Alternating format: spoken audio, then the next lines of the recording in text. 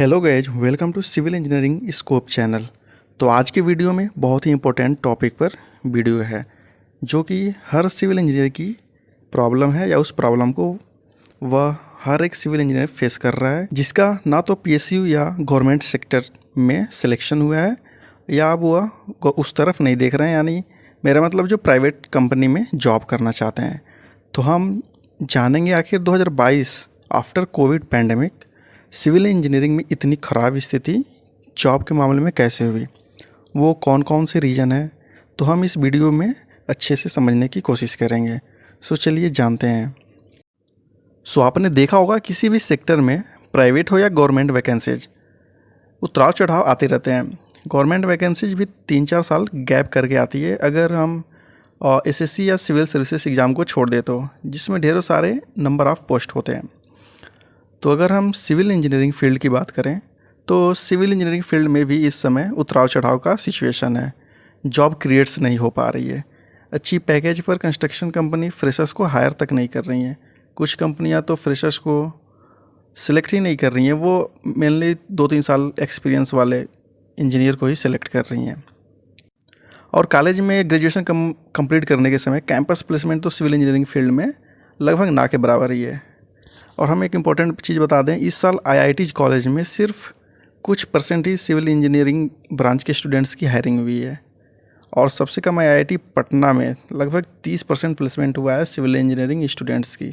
तो आप सोच सकते हैं एक सिविल इंजीनियरिंग स्टूडेंट्स की इस समय क्या सिचुएशन है और ऐसा सिचुएशन क्यों क्रिएट हुआ है, आखिर किसकी रिस्पॉन्सिबिलिटी है या किस रीजन से ऐसा सिचुएशन क्रिएट हुआ है। जो सिविल इंजीनियर ब्रांच लेकर जो स्टूडेंट्स शायद पछता रहे होंगे, लेकिन ये सही नहीं है। आने वाले समय में सिविल इंजीनियरिंग इंडस्ट्री या कहे तो कंस्ट्रक्शन इंडस्ट्री ज़रूर ग्रोथ करेंगी और अच्छी सैलरी पे फ्रेशर्स की हायर करेगी।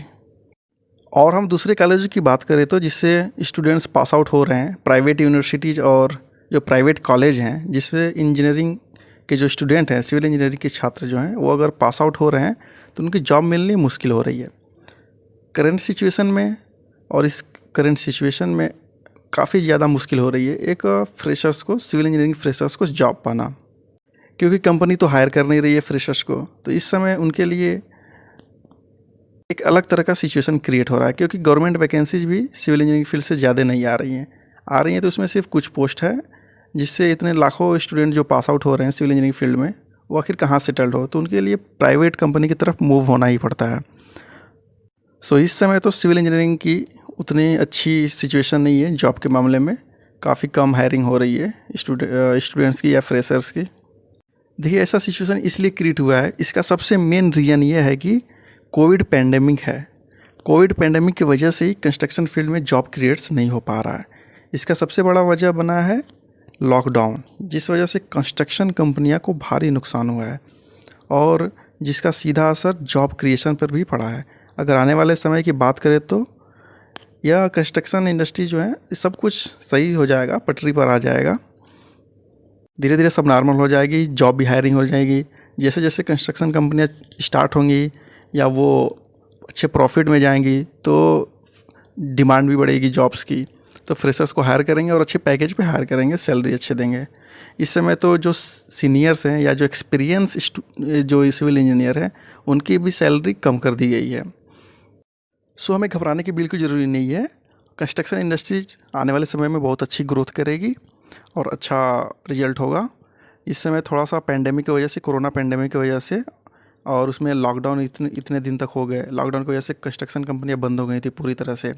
फिर बाद में उनको कॉन्ट्रैक्ट नहीं मिल पा रहा था मुश्किल से। बहुत सारी कंस्ट्रक्शन कंपनियाँ तो परमानेंटली ही बंद हो गई। सो धीरे धीरे अब पटरी पे आ रहा है सब अर्थव्यवस्था। सो अब नॉर्मली धीरे धीरे अच्छी सिचुएशन में, आने वाले समय में अच्छी सिचुएशन होगी एक सिविल इंजीनियरिंग की। तो घबराने की बात बिल्कुल भी नहीं है। गई, जैसा कि जानते ही हो आपकी सिविल इंजीनियरिंग को एक रॉयल ब्रांच माना जाता है इंजीनियरिंग के सभी ब्रांच में।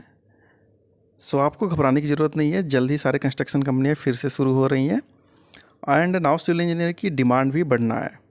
आने वाले समय में डिमांड बहुत ही ज़्यादा होने वाली है सिविल इंजीनियर की।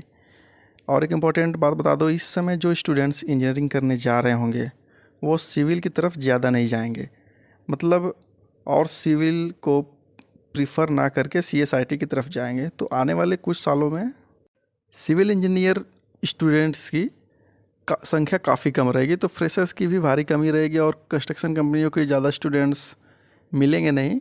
सो उसका फ़ायदा भी एक जो ऑलरेडी जो सिविल इंजीनियरिंग से ग्रेजुएट हैं या डिप्लोमा करके बैठे हैं उन्हीं को मिलेगा।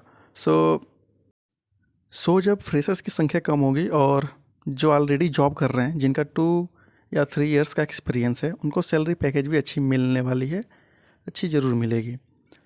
सो जो आज का टॉपिक था कि प्राइवेट सेक्टर में जॉब क्यों नहीं मिल रही या सिविल इंजीनियरिंग फील्ड की ऐसी सिचुएशन क्यों हुई है।